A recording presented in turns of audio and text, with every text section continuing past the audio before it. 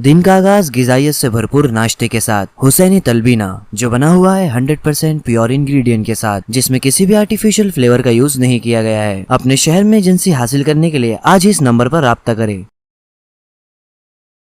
बता क्या पूछता ये मुल्क में किसका गुजारा है, मेरी नजरों में देखो मुल्क का दिलकश नजारा है।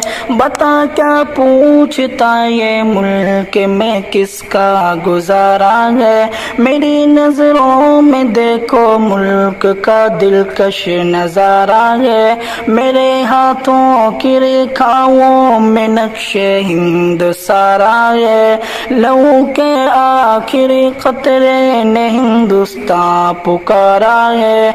मेरा दिल है, मेरी जान है, मेरी आंखों का तारा है। ये हिंदुस्तान हिंदुस्तान हिंदुस्तान हमारा है।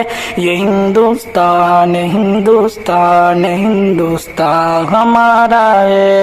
ये हिंदुस्तान हिंदुस्तान हिंदुस्तान हमारा है।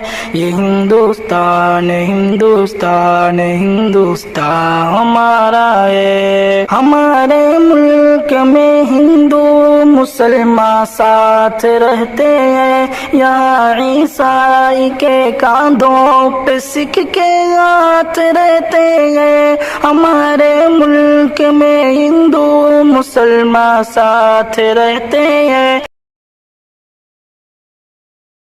सय्यदे वुल्दे आदम खैरुल अनाम, उस पे लाखों दुरूद, उस पे लाखों सलाम।